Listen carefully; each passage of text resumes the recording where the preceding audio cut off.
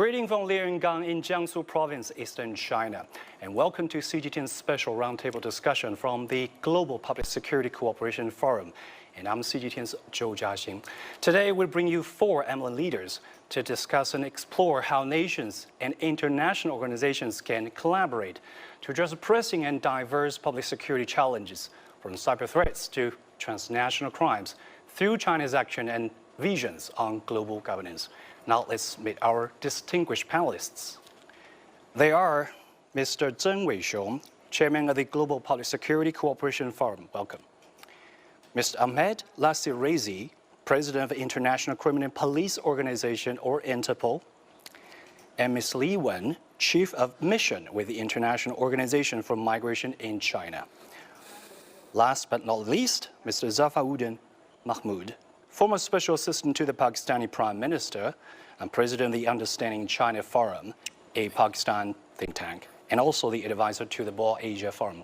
A warm welcome to all of you. Thank you. So when we discuss public security, I believe China to have more say, as the country has been widely recognized as one of the safest countries in the world.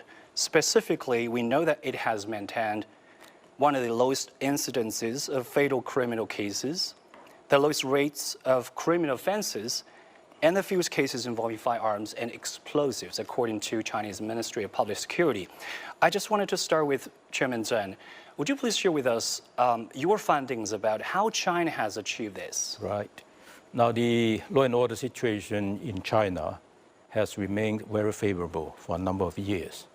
And many people say that this can be described as the envy of the world, given the current global situation. Now, if you ask me, there are a number of reasons for this. Now, first, many people say this is the result of effective policing by the very well-trained, well-equipped professional police force in China, which I agree. Other people say that it's because of the smart policing that's been adopted in China, which I also agree. I mean, if you look at the wide array of technological solutions that the police in China employed, you probably agree as well. And this included the use of big data, the use of artificial intelligence. They all help to make a safer city. But the most important thing is, in the process, the police in China strike the right balance between protecting public interests and ensuring personal privacy. Tremendous work's been put into this to ensure that this is done. Since the opening up and reform, we have enjoyed over 4 decades of continuous economic growth and stability, political and social stability for over 4 decades. Many people refer to this as the 2 miracles.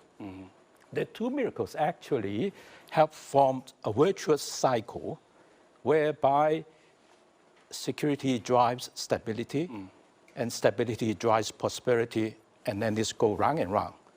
This brings us to where we are today.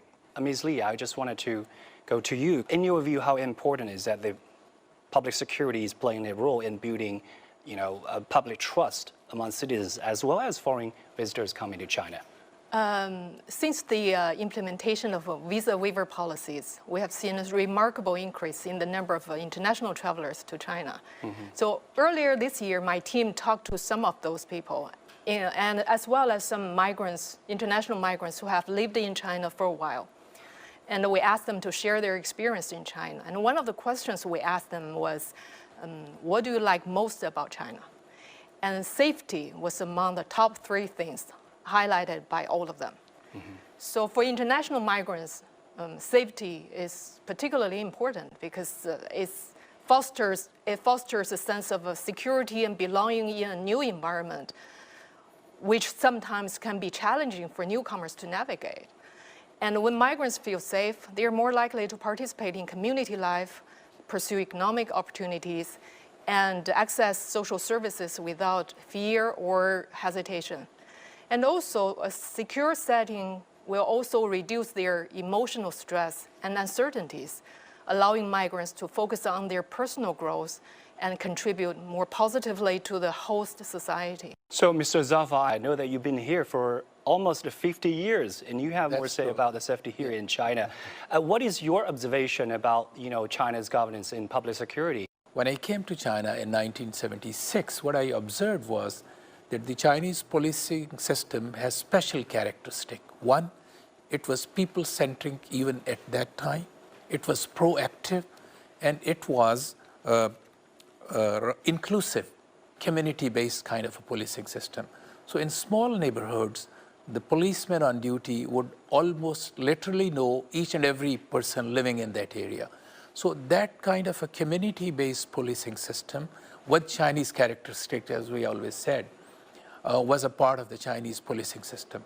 And as you have very rightly said in the early comments you have made, that China is one of the safest countries in the world. All kind of crimes are to the minimum possible level. So I think over a period of time, since I had the opportunity of living here, what I noticed that the policing system has become more sophisticated, more technology-based. Like we could say that now you have the cameras fitted everywhere, any violation of traffic rules and so on and so forth. But the basic principles have not changed. The proactiveness in order to wait for the crime to happen and then go and resolve it, the Chinese policing system works proactively to prevent the crime happening. So I think this is a special distinction in the Chinese policing system. As this year's forum advocates united actions against the diverse threats. And for example, cyber threats has been among these kind of threats. It is a notoriously bullish threat for many countries across the globe. Mr. Rizzi, I just want to have this question with you, because your agency has been tackling transnational crimes. How efficient do you think now for these anti-crime operations now? And what are the most needed for this intergovernment work? Sure, I cannot agree more than what also my colleagues here, their excellencies, about security, how important is the international police cooperation works. But if we look at the international anti-crime, at this moment it's the more effective than ever for a lot of reasons. One of them is the real-time accessing of data, especially the Interpol databases. We have the 19 databases which is accessed rapidly by all the member countries, 196 member countries, and also the advanced technology, which is also now make us sure about what we have to do in the future to fight crimes and to work together. Interpol is progressing. Interpol is seeing, especially such a kind of forum here with this kind of gathering and interconnecting countries, give you an indication how also the countries want to cooperate and they want to work together, not only bilaterally, but also through the international police cooperation. And we see it in this forum. Okay. Thanks, President Rizzi. So let me get back to you because Rizzi just mentioned about the forum. I just wanted to ask you, Chairman Chen, how do you see, these top officials and scholars coming to the forum, leveraging this multilateral platform, such as our cooperation forum, featuring the narcotics control and counterterrorism, as well as the transnational crimes, to improve the intergovernmental understanding, and then to boost the practical cooperation through a vibrant mechanism? The purpose of the forum is to provide a high-level dialogue and cooperation platform on international cooperation on public security. And our core belief is collective security for common prosperity. Now, we want to be as inclusive as possible. That is why we operate more like a track 1.5 sort of forum, whereby we bring not only officials together, we bring academia together, we bring experts, we bring the business together in searching for the solutions. Now, many of my friends here talk about the importance of multilateralism, and I believe cross-sectoralism is just as important, and that's what we're trying to achieve. But if I may quote an example of how this works in our forum, if I take the Global Public Security Index report, the second report that we're going to release this year as an example, the work involves collaboration not only among different countries, participating countries, also among different professions, including law enforcement officials, including security experts, including scholars. Well, together, they did the fact-finding. Together, they did the research and then compiled the report in order to provide a product that can help, one, help promote international cooperation, and two, provide the international community with a tool to help address the threat that they are facing in the sphere of public security. That's only one example. There are more examples than this, because our forum differs from other forums is that we're not just a dialogue platform. We are an action platform. The another example is the Technology Expo, the Public Security Technology Expo. It's meant to provide a venue whereby top IT solutions provider, top security equipment manufacturers can gather together to meet senior officials all around the world to see how they can meet their public security needs. So compared to just discussing it, now they actually can go and find the solutions themselves. If they can't find the off-the-shelf, commercial off-the-shelf solution, they can always find customized solution. That's one thing that we are doing, and we are bringing the industry in the security equation. And of course, there can be other examples as well, but I don't want to draw on in the interest of time.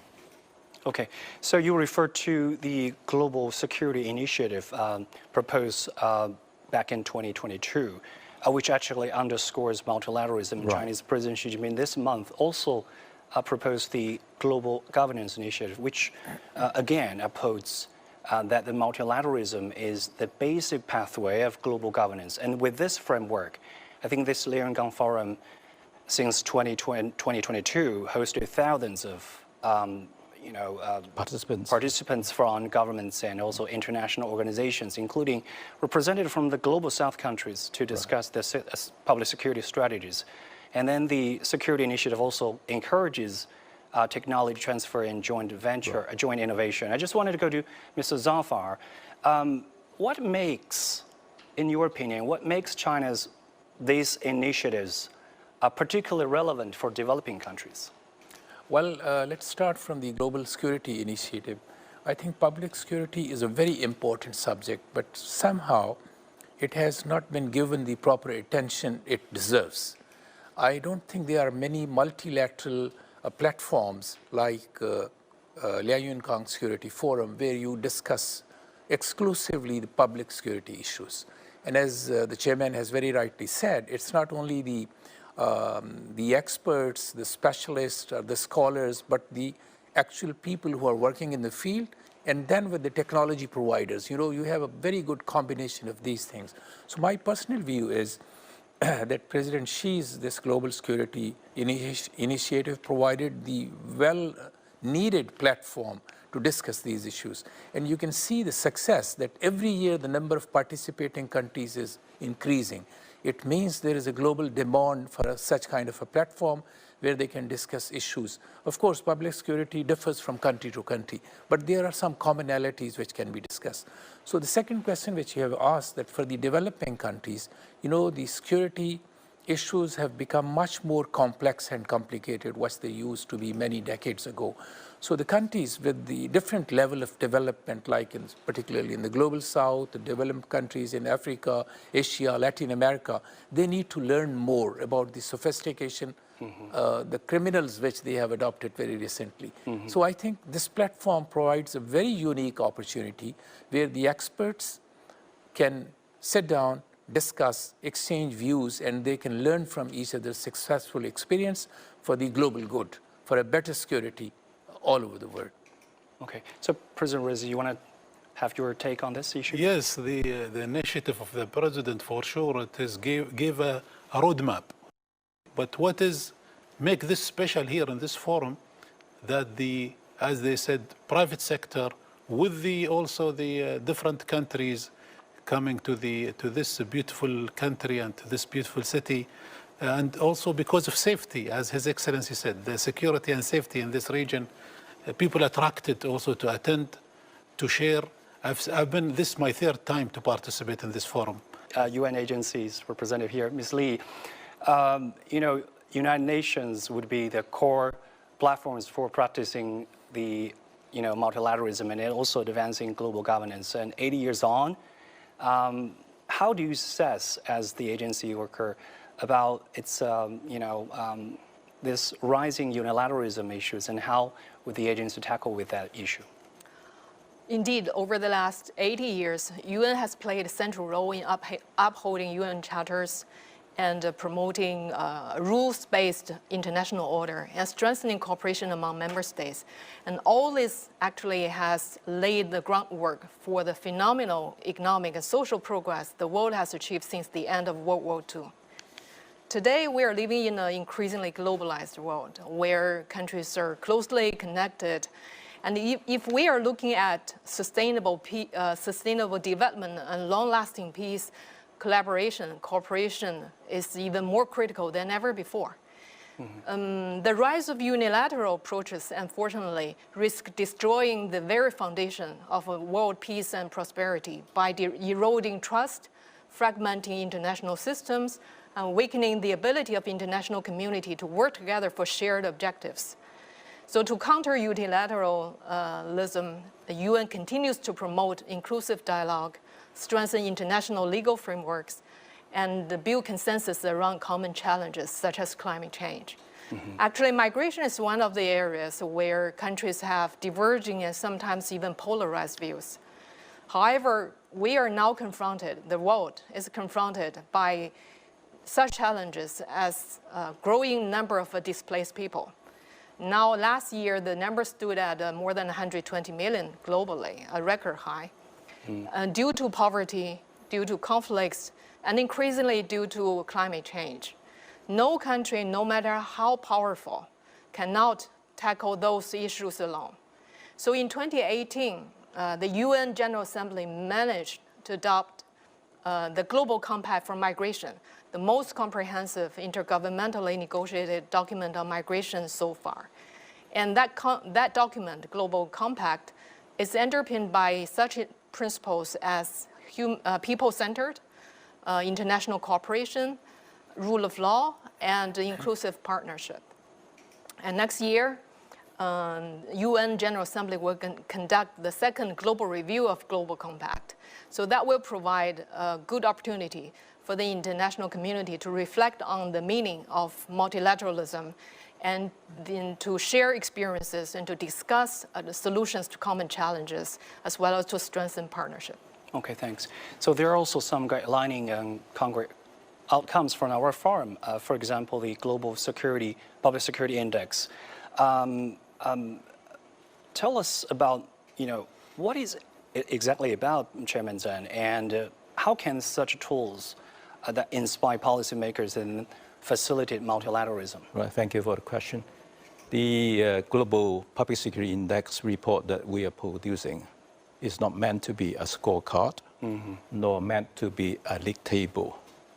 Now, it is meant to provide participating countries or countries covered with a scientific basis for scientific reference for making their policy decision on enhancing public security or for seeking cooperation in the international arena.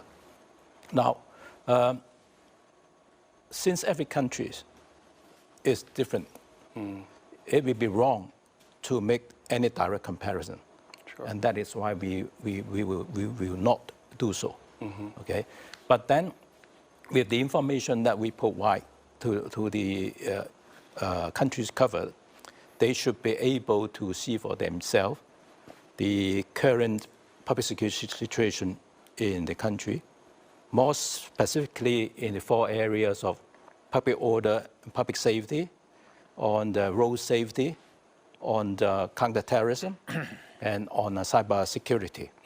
So we have very elaborate method in working out the index.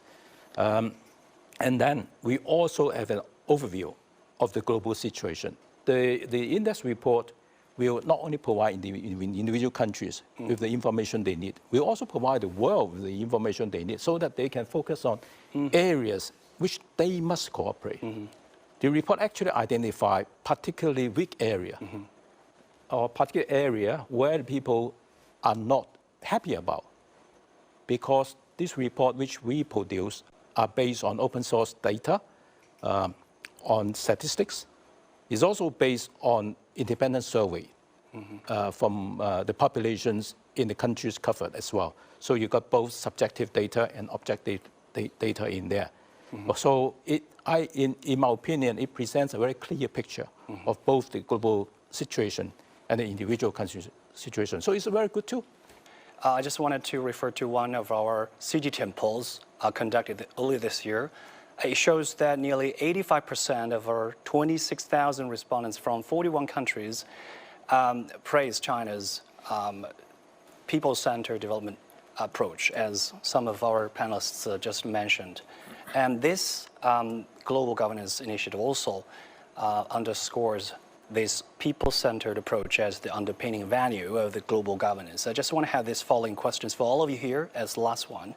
So how do you think that these people-centered principle can be translated into some actionable steps to improve our public security?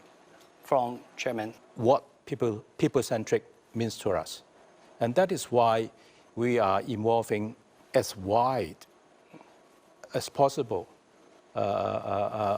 participants, circle participants, so that we are able to identify precisely what the needs are in order to produce the right public goods. All right.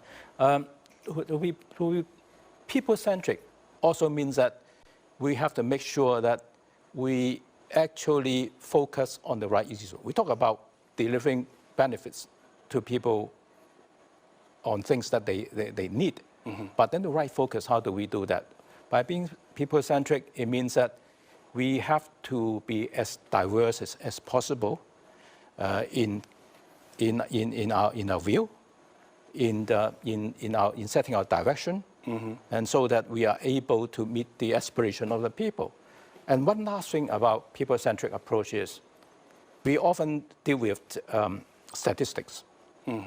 And one thing that I always remind myself is, when I read the statistics, read beyond the words and the figures. Exactly. Look what they mean. The people that are involved.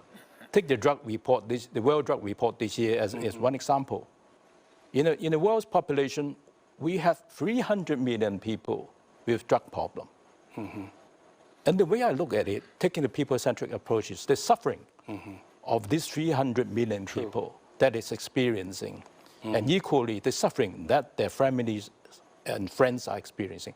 This is what I meant by people-centric. And through this, we'll be able to set our direction in our endeavor to make this world a better place. Okay. For sure, the total picture and the interconnection between different countries working together, seeing the challenges, looking at the risks everywhere, the outcome of these conferences especially and summit forums, this is a real international police cooperation, working together to achieve a certain goals, to have the world a safer place for us all to live. And when we see the statistics of what we have done, statistics which His Excellency mentioned also, which they use also from the Interpol in this forum, and we use also the information which is also the outcome of this forum. You see the number of seized narcotic worldwide, more than 1,000 tons last year. Tens of thousands of people who've been saved from human trafficking or child exploitation. And these numbers, which you just see the statistics, you know that there is a lot of efforts has been done. And didn't come just as a sudden impact of working as an organization, but it came with the outcome of these gatherings, the outcome of the thoughts, and the real needs of the countries to have the world a safer place for them. Thanks. Slee. People-centered is one of the core principles of the Global Compact for Migration. The people-centered approach means promoting the well-being of migrants as well as the members of communities in origin, transit, and destination country. When governments make migration policies, it's important to always take full account of individuals' rights, to make sure that when we develop innovative systems, we develop them with robust safeguards, accompanied by, guided by human rights and ethical principles, and accompanied by accountability, transparency, and data protection principles. Okay. So, Mr. Zafar. I would like to say a few words about the security index, the Global Security Index. Okay. It has really become a very powerful tool for the governments to evaluate their performance. So I give you the example of my country. So when they look that Pakistan is at a lower position, so it gives the government and the relevant departments to work even harder to improve their security manifest. And as the Excellency has said, that they are effectively using this security index. So that is, I think, one recognition of the work being done by the Lianyungang Security Forum. So this is the starting point. With regard to the people-centric and the action plan, well, I think one basic principle is the respect for human dignity. And the second is the policing system should be responsive to the community needs. I think China has set a very wonderful example.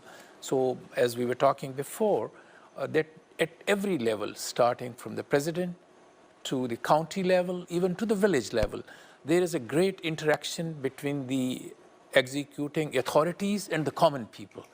I saw on the TV always that President Xi travels to remotest part of China and talking to the people about their very basic needs. And that goes to the lowest level. I think this community interaction and then make your actions responsive to the community needs is the action plan which is needed other countries to follow. And thanks to our panelists to highlight the power of people, innovation, as well as partnership in building a safer world. As we conclude, let us just reaffirm the need for inclusive and multilateral approaches where public security is a shared achievement, not a privileged one. Shared responsibility as well. For our communities. Thank you so much. Thank you. Thank you, host. With that, we wrap this special roundtable discussion here in Lianyungang. I'm CGTN's reporter. You can also visit our official website, cgtn.com, to learn more about the Global Public Security Cooperation Forum, as well as the Global Governance Initiative. Thanks again for watching. Goodbye for now.